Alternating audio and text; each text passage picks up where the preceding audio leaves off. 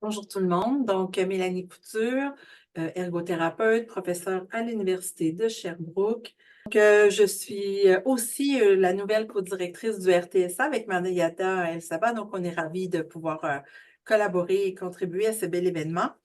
Donc, je suis une femme caucasienne, j'ai les cheveux blonds aux épaules, un peu plus longs, j'ai des lunettes noires aujourd'hui, je porte un veston marine et puis je vais me lancer dans l'aventure qu'on a menée, ça fait quelques années avec mes collègues justement qui sont ici aujourd'hui également, Martin Cahouette, Evelyne Bussière.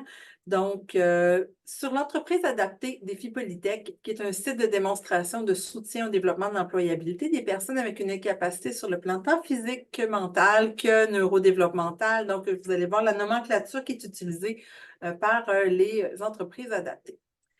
Donc, les objectifs aujourd'hui, c'est de présenter les caractéristiques qui sont spécifiques et innovantes de l'entreprise adaptée Défi Polytech. Donc, entre autres, dans le jargon de la recherche, c'est le modèle logique de cette entreprise-là et de discuter de l'appréciation par les employés et les proches de cette entreprise-là. Donc, on a entendu parler tout à l'heure par Mme Coudi, le nombre de personnes qui sont sans emploi. Donc, chez les 25-65 ans, c'est 80 des personnes qui ont un emploi, alors que pour toute personne qui a une limitation fonctionnelle, ça tombe à 59. Ça représente quand même 645 000 personnes au Canada qui n'ont pas d'emploi et qui sont en situation de handicap. Ce que ça veut dire aussi pour plusieurs, c'est que le maintien en emploi chez les personnes, puis là, l'exemple qu'on donne, c'est avec des troubles mentaux graves, donc c'est la nomenclature également là, de la littérature, mais par exemple, une personne avec schizophrénie. Donc, leur maintien en emploi va être beaucoup plus court, 3 à 7 Et on sait que l'emploi, bien, pour tous et toutes, c'est un moyen efficient pour lutter contre l'exclusion et la pauvreté.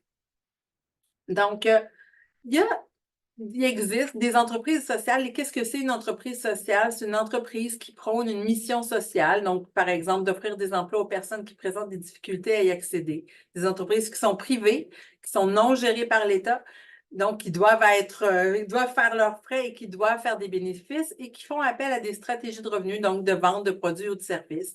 Et donc, ça permet une offre d'emploi adaptée pour favoriser l'inclusion sociale. On a un modèle spécifique au Canada qui s'appelle les entreprises adaptées. C'est vraiment unique. Et donc, en 2016, au Québec, on avait 5 000 personnes qui étaient employées par les entreprises adaptées et leur regroupement, là, le CQA, dont 3 800 qui vivaient avec des limitations fonctionnelles.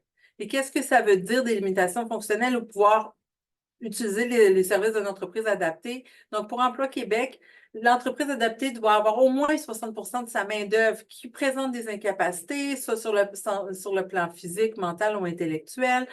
Et les travailleurs et les travailleuses sont considérés comme étant productifs, mais non compétitifs. Donc, ils ont besoin d'un certain accompagnement, d'un certain allègement de certains aspects ou plus d'accommodation pour pouvoir réaliser les différentes tâches.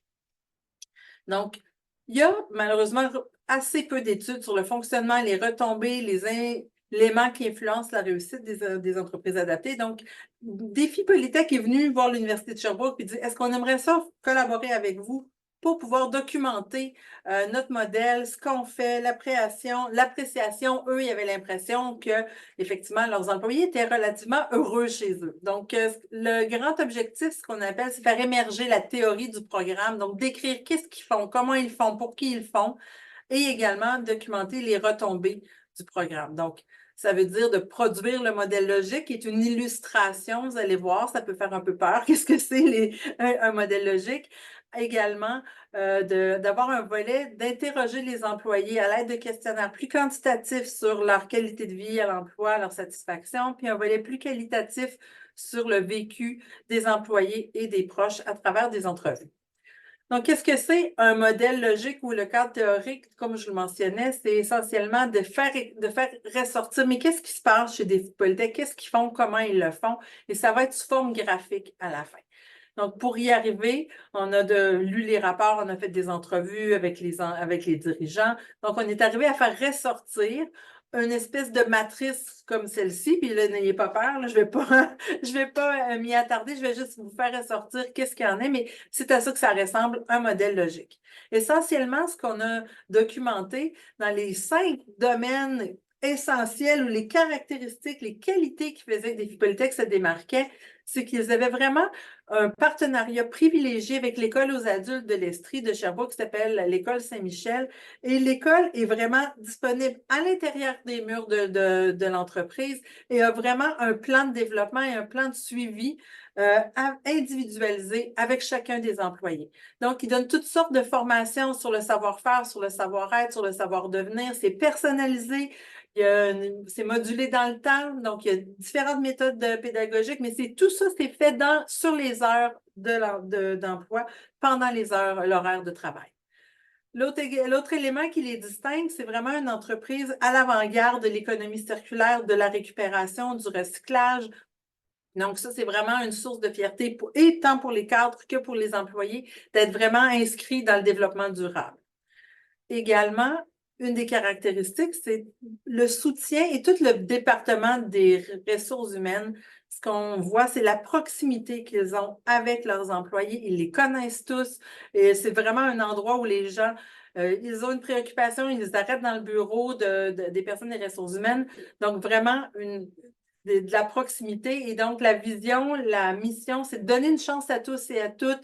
Donc, ils les embauchent, ils leur donnent du soutien, ils suivent le progrès. Donc, c'est vraiment dans cette ouverture-là. Également, beaucoup de soutien qui est apporté à tous les niveaux, que ce soit tant sur la vie personnelle que des fois d'aller les reconduire à un rendez-vous médicaux. Donc, le soutien est extrêmement varié et variable. Également, dans ce qui est apprécié, c'est tout ce qui touche la gestion, donc vraiment une appropriation des stratégies. Ils ont vraiment développé la pyramide inversée, donc des méthodes de gestion très actuelles et très novatrices. Puis le gros volet qui était très apprécié, c'est le fait qu'il y a un gymnase gratuit, accessible, qu'il y a une cafétéria avec des menus santé à prix abordable, qu'il y a une volière, qu'il y a un jardin communautaire, qu'il y a un aquarium. Donc, il y a vraiment beaucoup d'éléments qui peuvent permettre une certaine qualité de vie à l'emploi. Donc, ça, c'était le volet de description de qu'est-ce qu'ils font Défi Polytech. Maintenant, si on voulait aller documenter les retombées, donc, sur les environ 200 employés, il y a 148 personnes qui ont accepté de compléter des questionnaires sur un iPad, encore une fois, pendant les heures de travail, et on faisait tirer des coupons à la fin, des dollars. En fait, on faisait tirer un certain montant d'argent aux participants. Donc, ils ont complété un questionnaire sur la qualité de vie, un autre sur la satisfaction au travail, l'engagement et les différents risques psychosociaux.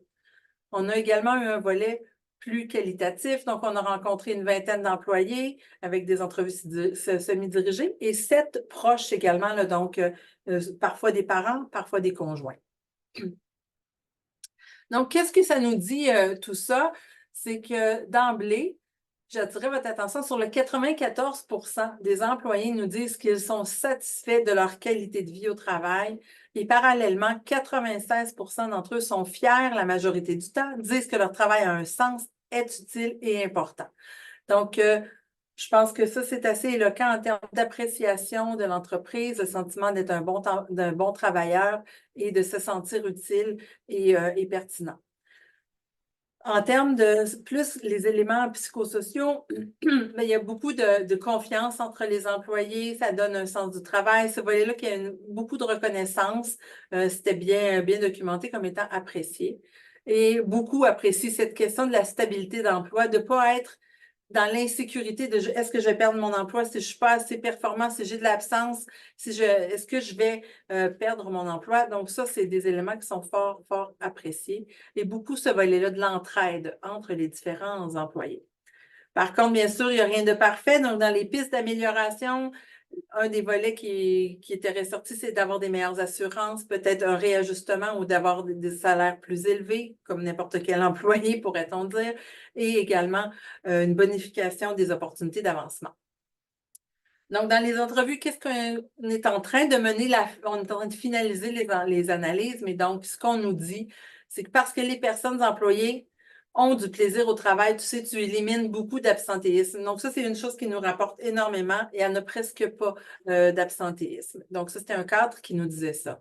C'est un plaisir pour moi de travailler. Je me sens aussi impliquée dans la société. Travailler ici, ça me permet d'être un citoyen comme les autres. Donc, de se sentir utile, de se sentir comme les autres.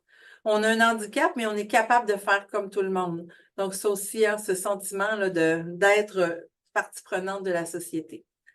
Ça m'apporte énormément de sécurité en tant que parent parce que je sais que là, il est bien, qu'il ne subit pas de pression ou d'intimidation et qu'il se sent bien. Donc, pour un proche, cet aspect-là est également important. Donc, on avait dit 10 minutes, j'essaie vraiment de m'en tenir. Alors, qu'est-ce que ça nous dit derrière tout ça? Donc, oui, c'est possible d'avoir une création d'emplois qui sont adaptés, mais qui sont aussi de qualité, de contribuer au développement du personnel. Donc, il y a des employés qui vont muter, qui vont pouvoir aller employer sur des emplois plus réguliers. Donc, c'est parfois aussi une passerelle vers des emplois réguliers, mais il y a énormément de satisfaction au travail. Le volet de la signifiance, d'avoir un travail qui fait du sens, qui contribue à la société, c'est extrêmement important, cette valorisation et cette fierté personnelle.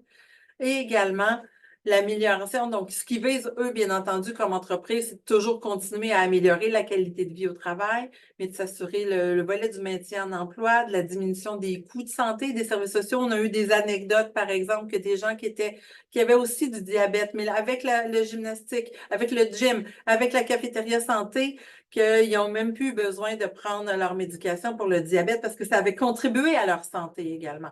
Donc, d'avoir vraiment cette perspective-là globale avait une incidence importante. Donc, je vous encourage à aller découvrir Défi Polytech, qui est une entreprise estrienne, mais c'est un des exemples d'entreprise adaptée. Et donc, je voulais remercier mes assistants de recherche, mes étudiants, Mitax, qui a contribué à financer le tout.